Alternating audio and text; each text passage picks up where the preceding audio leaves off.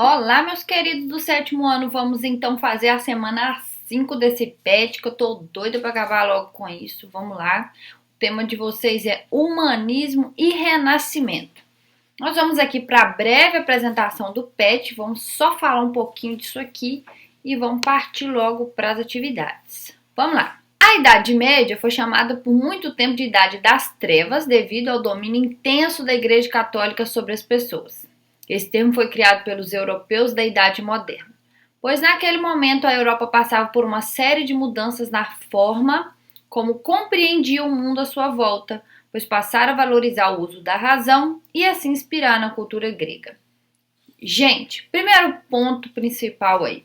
Essa questão da Idade Média ser a Idade das Trevas foi assim derrubada já, porque nós sabemos que a Idade Média, apesar, né, de ser muito fechada, de ter essa questão religiosa muito rígida, foi um período de grande desenvolvimento, que agora também não vem em detalhes, né? Nós vamos partir aqui do princípio do Renascimento, o humanismo e renascimento. Então vamos lá, os gregos, antes aí desse período da Idade Média, eles valorizavam aí o pensamento racional. E aí durante a Idade Média, com a influência da igreja, isso passou a ser deixado de lado e todas as coisas eram explicadas por meio da fé. Tudo o que acontecia era por meio da fé. Aquela questão de não cai uma folha de uma árvore se Deus não quiser, é uma questão que explica muito bem essa influência da igreja sobre as pessoas, né? Então, se você ficava doente era porque Deus quis, se você se curou é porque Deus quis, se você morreu é porque Deus quis. Eles não tinham a preocupação de colocar a ciência, de novos experimentos, nada disso. Isso só veio a acontecer com o surgimento do Renascimento, que é quando eles passam a colocar o homem no centro das coisas. Eles passam a dizer assim, não, nós temos que valorizar mais a razão, o homem ser o centro das pesquisas, descobrir o que é que acontece com o homem, o desenvolvimento do homem. Antes, na Idade Média, o que predominava era o teocentrismo, Deus no centro das coisas. Tudo se explicava por meio da fé. No humanismo, valorizava o pensamento crítico e compreendia o ser humano como um ser capaz de desenvolver habilidades que transformem a natureza. Os humanistas compreendiam que os seres humanos eram a medida das coisas e os estudos sobre o homem passou a ser o centro das atenções. Esse novo pensamento é chamado de antropocentrismo. Então, o que é o contrário do teocentrismo? O antropocentrismo. Teocentrismo, Deus no centro de todas as coisas. Antropocentrismo, o homem passou a ser o centro. Deixou de existir Deus nesse caso aí? Não deixou de existir Deus, mas as coisas agora passavam a ser explicadas por meio de experimentos, por meio de observação, por meios científicos e não mais por meio da fé, ok? Vamos seguindo aqui então. Os artistas renascentistas desenvolveram várias técnicas importantes que influenciaram até mesmo as artes atuais. Uma das técnicas é a perspectiva nas pinturas, que dá a impressão de profundidade e se aproxima ao realismo. Outra técnica é a da proporção, que é manter a diferença de tamanho entre as imagens. Até então, gente, os artistas pintavam o quê? O boi desse tamanho, o homem deste tamanho, tudo do mesmo tamanho, a casa era deste tamanho, o homem era do tamanho da casa, era tudo desproporcional. A partir do momento em que os artistas renascentistas começaram a fazer essas artes, eles passaram a pintar as coisas proporcional, com realismo, as formas humanas eram bem detalhadas, enfim, dá uma sensação de você estar vendo uma coisa mais real. E aqui do lado nós temos essa imagem de O Homem Vitruviano de Leonardo da Vinci.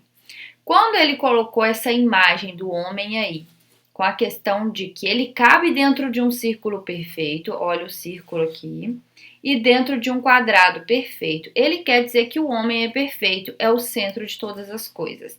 Nós vamos ver aqui que o umbigo do homem fica logo no centro do círculo. Este centro é retratado com o movimento destes braços e dessas pernas. Tá vendo que o movimento forma um círculo? E o quadrado é com os braços esticados assim e da cabeça aos pés. E aqui do lado fala assim, ó.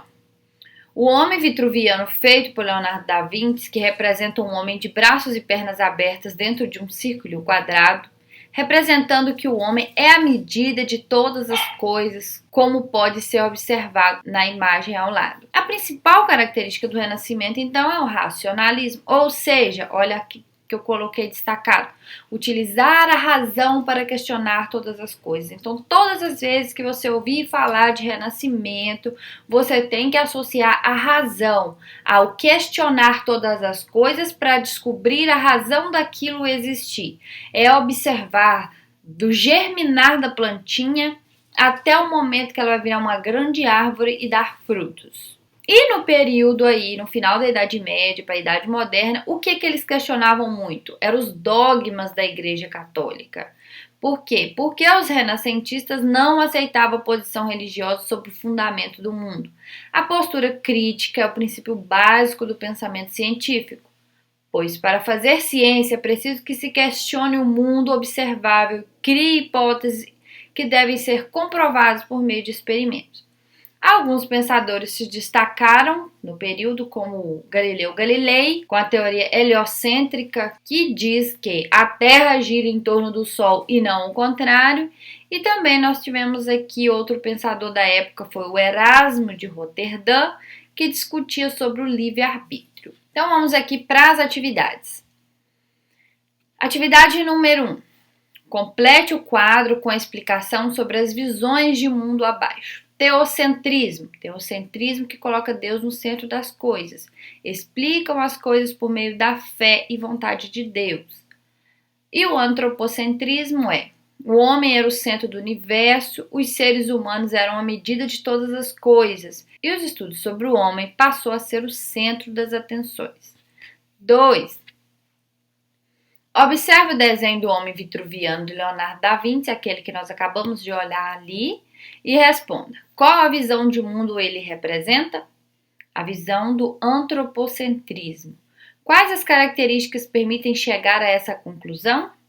Aí tá aí, a partir do momento que ele coloca o homem como centro do quadrado perfeito e um círculo perfeito, ou seja, ele leva a ideia de perfeição do mesmo. Então essas são as características, a perfeição do ser humano, o ser humano ser o centro de todas as coisas, que nós chegamos à conclusão de que a visão de mundo que o Leonardo da Vinci representa é o antropocentrismo.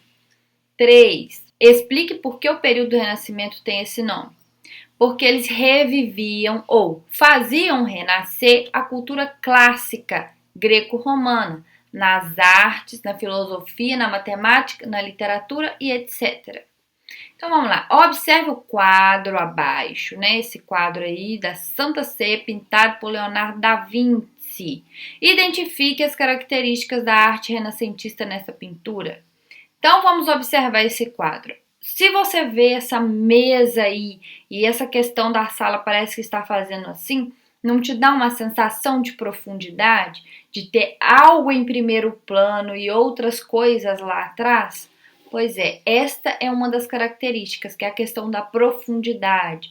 Olha bem para as características humanas desenhadas aí. Os rostos, o corpo, os gestos, tudo representa uma realidade. Dá para você notar um realismo nessa pintura. E o que mais? Eu coloquei tudo ali, ó. Proporção, que é o tamanho também. Veja que os alimentos estão proporcional aos pratos, proporcional à mesa. As pessoas estão proporcionais ao ambiente. Não tem janela super pequena e pessoas do mesmo tamanho. Por quê? Porque essa sensação de profundidade dá para você ter uma noção que a janela está lá no fundo, que ela representa um tamanho natural e que as pessoas estão aí de forma mais natural. O realismo, a perspectiva, que é a questão da profundidade, e o esfumato, esse esfumato que dá aí essa sensação de movimento, de sombra nas imagens e etc. Ok? Vamos para 5. Analise por que o humanismo ajudou a desenvolver o pensamento científico. Porque passaram a observar o mundo e questionar as coisas, buscando explicá-las não por meio da fé, mas por meio da razão e de experimentos científicos, ok? Chegamos ao fim da semana 5 e eu já volto com a semana 6 para vocês.